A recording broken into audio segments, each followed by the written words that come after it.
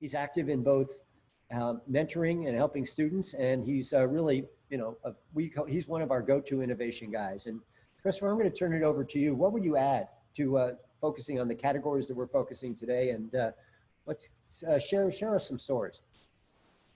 Well, thanks, Mark. I just want to thank you and thank, I get the privilege of getting to announce the winners today. And I know all the other judges are jealous because these categories I'm talking about, it was just so hard to choose. There's such great things going on in this field. We're really on the bleeding edge here, really like actually tackling the triple aim for once. And, there's lots of innovation around care experience, the health of populations, we're reducing costs, we're finally actually getting there. And my job is as an emergency physician, first and foremost. Right now, I'm all things COVID. San Francisco General is basically ground zero of the COVID-19 epidemic. That's consuming essentially most of my energy right now. And we've done some in-house digital innovation on how do you actually communicate rapidly changing COVID protocols in a busy level 1 trauma center emergency department. So I've been there. I work with designers all the time. I've validated a number of products, local products that we need at San Francisco General's emergency department to communicate better, to reduce our costs, to provide a better patient experience. And in these 3 categories, or 4 categories, I would say one thing that comes to mind is that we've started to initiate the biggest emergency medicine study on qualitative data, and we're doing interviews during COVID right now. And the study is actually showing how much burnout, how much stress, added stress that you already add to a team is actually taking its toll. And what we're seeing is that if there's strategies to improve employee wellness, to improve the health of our workforce, those are the things that we really need innovation around. And some of these companies have applications that could provide that to us. And so I'm really excited to be part of this presentation in particular. So thanks for having me. Absolutely. Well, you're perfect. So here's what we're going to get into each of the 4 categories right now. And we're going to start with the, what we call it's the best new application of AI. And look, it's sponsored by Livongo last year. They won it. God knows Livongo had an amazing year. But let's get into little details. Well, the way we define this is the best new digital health solution or service that's improving patient outcomes using applied AI. So this was an amazing last year for AI. AI really went from it would be nice if it worked, to it actually does work. And we saw that across so many aspects of healthcare, and it was really exciting. And so why did this happen? Well, I think a big reason this all happened is the data. EHR systems are now increasingly opening up. We could call it belatedly or finally, whatever word we want to describe that, it's happening. Third-party biomarker data is exploded. And we have standards, and we have basically the tools to wrangle all this data. And then honestly, we had another year to do it. So a number of AI companies are, a few years into their evolution, and finally it was now that they were able to really apply a lot of that AI because they had access to these databases that mattered. And they could iterate, and they could test and learn, and they could tune. So all of this was real, this has been an exciting year for AI. Chris, what would you add to that? I would add that it's just amazing to see the diversity of what people are doing with AI. Like all the different companies that made our top section. It's really incredible to see that diversity in the application of AI, and it's finally coming to actually improve clinical outcomes. And that's what I'm most excited about, is that this technology that we've been talking about for a really long time seems to finally be here. And so that's why I think the category is so competitive this year too. Agreed. Well, great. So I mentioned it twice, and it's in part because they're a sponsor. Usually doesn't get 2 mentions. Livongo won this last year. Actually, Glenn Tolman is on our board of directors. And Livongo was a great first winner of this. They can't apply this year, and I'm not quite sure they'd win. We have some you're going to see from these next companies. And really with that Chris, I'm going to turn it over to you to announce the quarterfinalists. So without further ado, the quarterfinalists, number one, we have Gauss. And number two is, well, not in any order, I guess I should stop with the numbers, but Heartflow. Lark made it. Suki. Carius. CareCentrix. And Health at Scale Technologies. Viz AI. And Informatica. Site. Talix. And so congratulations to all our new applications of AI quarterfinalists. It's really a competitive field. Thank you. Yeah, this was, look, this was really a tough year for this. We had well over 100 companies apply in this category. And, AI is the sort of new imperative, and it's everywhere, and it should be. So particularly exciting year. And really from there, again, each of the companies later on, and Andrella is going to get into this, are going to have a minute or so to go through at a high level what it is they do and why it's important. And so we're going to save that for the second part of the presentation. And now we move to our second category, which is best consumer wellness company. So how do we define this? Because you're going to see the next three categories, there is some overlap, and there actually was quite a bit of thinking of coming up with these names and how do we have them make sense. So we defined it as it's best new wellness digital health product or service that's aimed at consumers, and and I underline consumers, patients, as opposed to aiming at the hospital system itself. And so why is this a really important award? Well, it's pretty obvious why it's important, but look, being well and taking care of somebody, of yourself, in an era where we're, kids born today are going to live to 100 or more is increasingly important. Then especially as we have annual doctor visit declines, number of doctors decline, and cost of healthcare going up 10+% a year, then you throw in, the fact that everyone's into extreme sports, and we have an obesity problem, and we have pandemics. One would argue that, wellness is pretty important. And it's way more important than it's probably ever been. And thank God we have technology to the rescue. So, Chris, what would you add?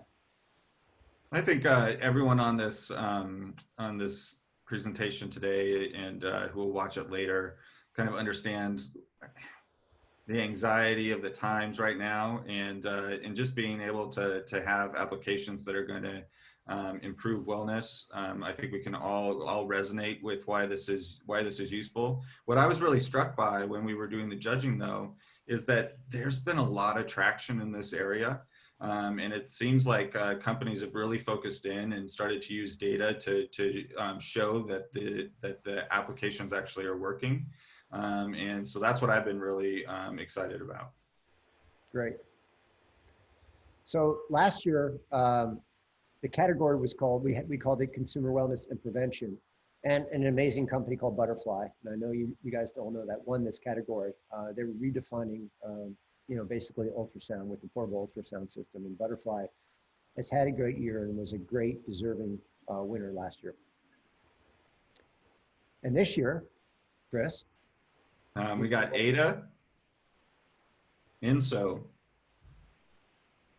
Human API, Alto,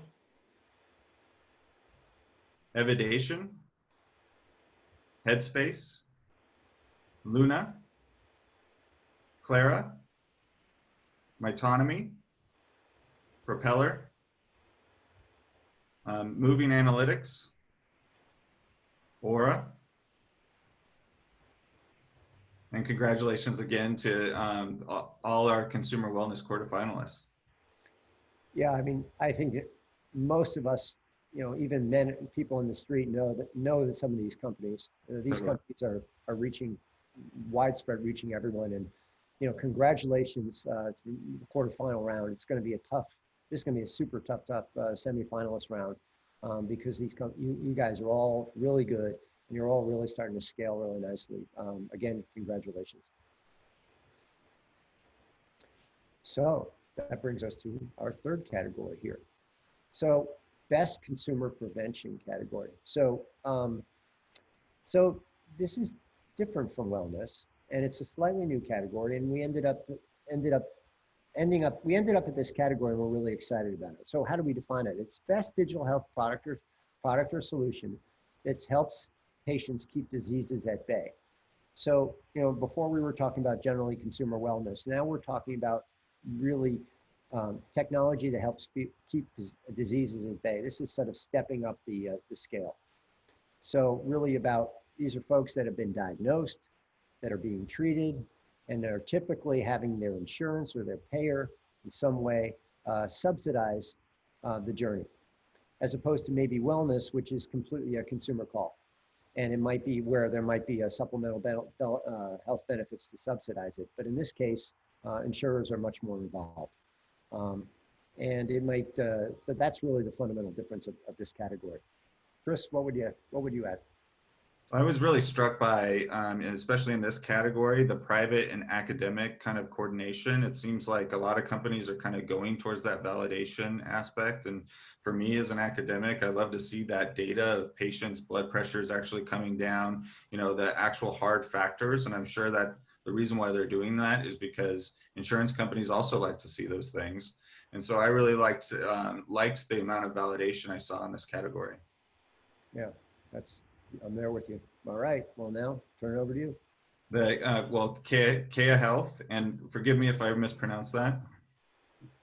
Dexcon, Carrot, NeuroTrack, Podimetrics, Optimize Health, and Luna PBC, Decadu, excuse me, Surgical Theater, Health Note, and again, congratulations. Really tough category as well. Yeah, tough category, super important. Great companies, and again, these are the quarterfinalists from a list of well over 50 plus. And you guys should be honored to be in this group and to be honored amongst your peers. So congratulations again. Okay, just moving along. Best employer wellness company. So this is the sort of our last category that we're featuring today. How do we define this? So it's best digital health product or solution for employee wellness or prevention that's targeted at employers. 10 years ago, I don't think that this category surely would not exist. But increasingly, employers and employees through their employers, this is how companies are reaching people, and employers are all in.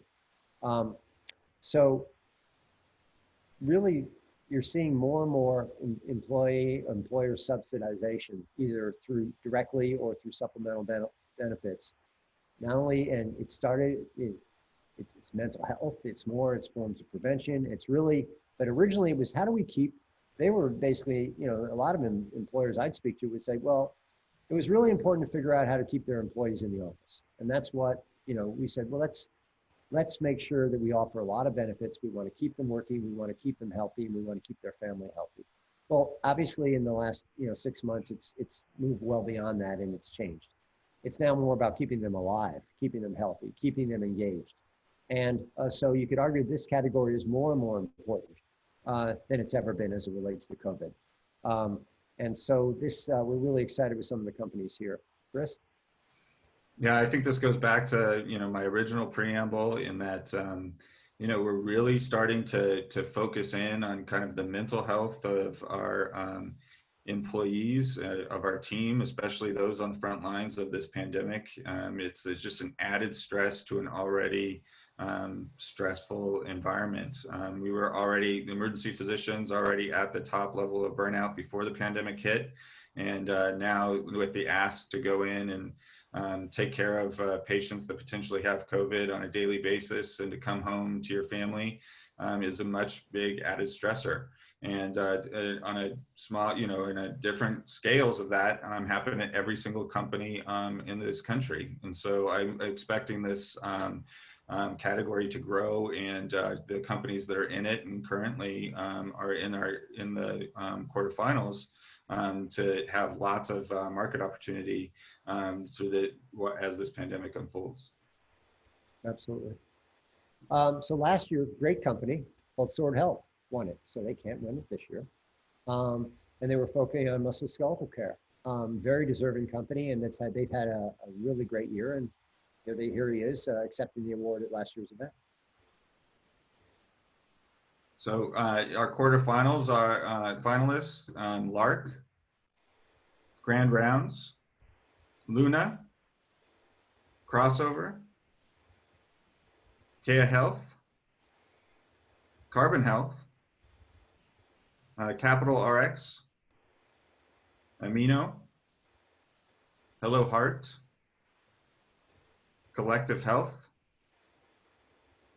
And I was in there judging some of these, and it's one of those things that it's amazing to see who made it to the top of such a heavily competitive category. And so congratulations to all the employer wellness and prevention quarterfinalists. Yeah, absolutely. A great group.